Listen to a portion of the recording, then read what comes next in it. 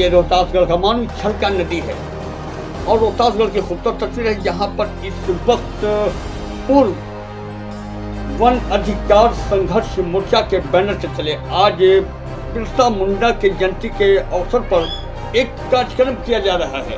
यहाँ पर जो लोग हैं अपने हक अधिकार के लिए एक बैठक कर रहे हैं। आदिवासियों का जो हक अधिकार है और ये मूल निवासी हैं, ये अपने हक अधिकार को आज ये मांगने के लिए इस तरह से इकट्ठा हुए हैं। और सबसे बड़ी बात, आज 15 नवंबर है, बिरसा मुंडा साहब की जयंती है। इस मौके पर यहाँ इकट्ठा हुए हैं और यहाँ पर एक अहम बैठक कर रहे हैं। चलिए दिखाते हैं इस दृश्य को, जो यहाँ की तस्वीर है। मानू रोहतासगढ़ की खबर देख रहे हैं आप न्याजी न्यूज पर। बिरसा मुंडा अमर रहे, बिरसा मुंडा अमर रहे। कैमूर वन क्षेत्र को संविधान की 5वीं अनुसूची में शामिल करें।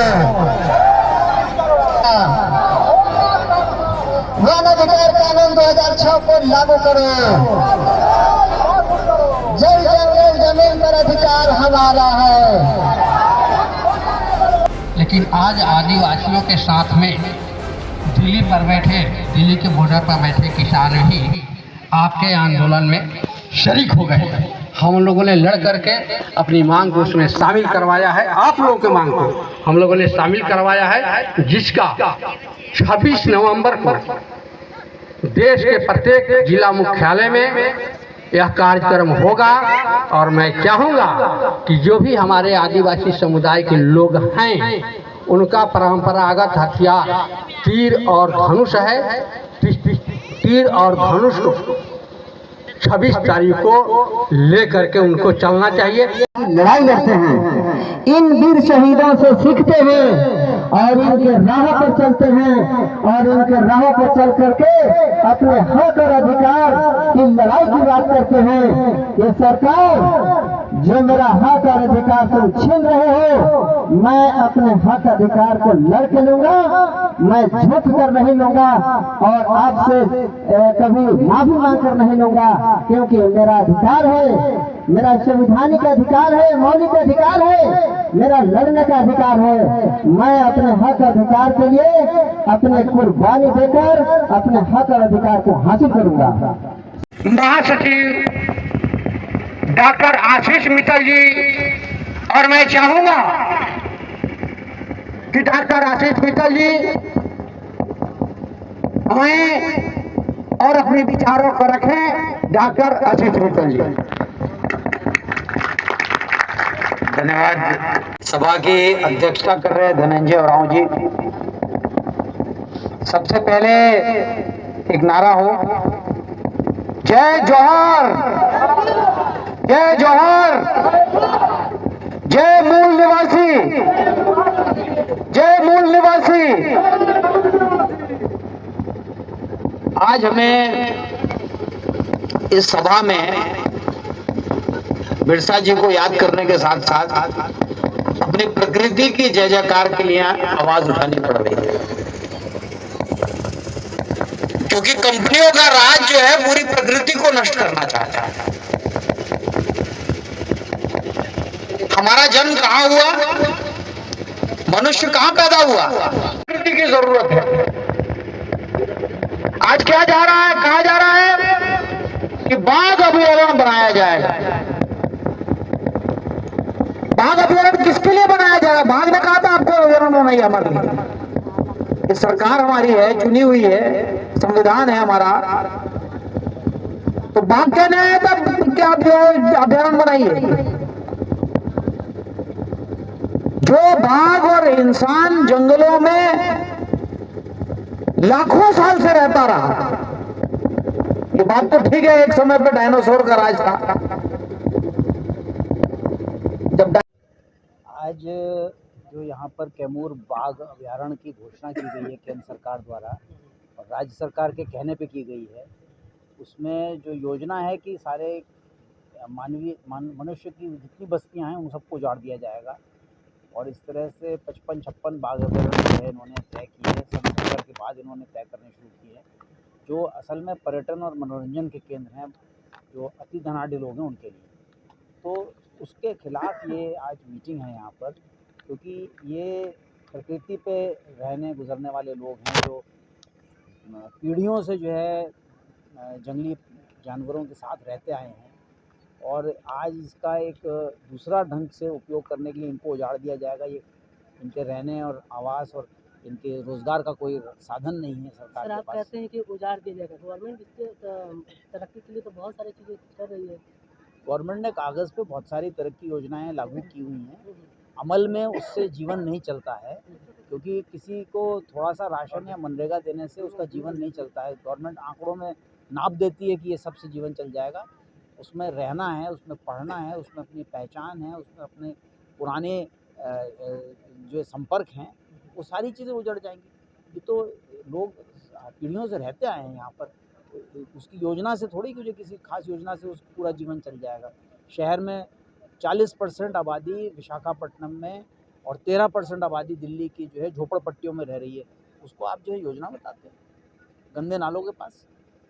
सर, इस तरह का योजना कहाँ पे चल रहा है? उत्तर प्रदेश में जो है मानिकपुर में है, यहाँ पर है, बेंगलोर में है, बेंगलोर के पास जो है, ऐसे ही उत्तर पूर्व में जो है कई प्रांतों में है।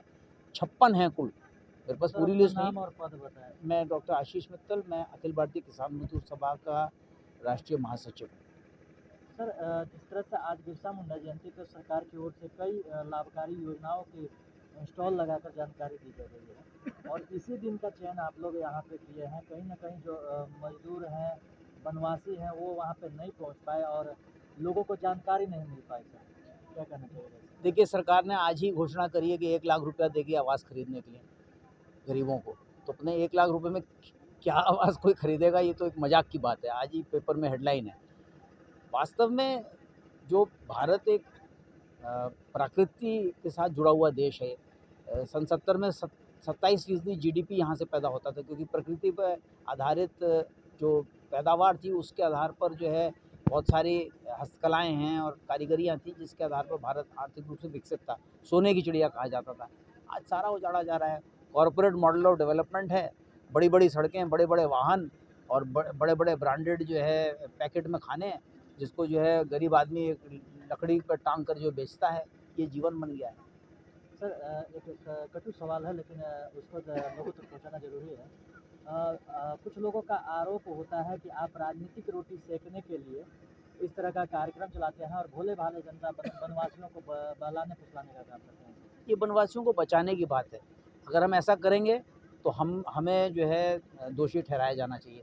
ये तो गाँव को बसाने और बचाने का सवाल है। शिक्षा की बात कर रहे हैं, आवास की बात कर रहे हैं, बिरसा मुंडा की मूर्तियाँ स्थापित करने की बात कर रहे हैं, प्रकृति की रक्षा की बात कर रहे हैं, ट्रेंच खोद कर जो है वर्षा को सुरक्षित करने की बात कर रहे हैं, जानवरों को सुरक्षित करने की बात कर रहे हैं, पशुपालन की योजनाएं चलवाने की बात कर रहे हैं, इनकी सहकारी समितियां बनवा के इनके सामान की, कृषि उत्पादों की बिक्री की और रेट की गारंटी की बात कर रहे हैं।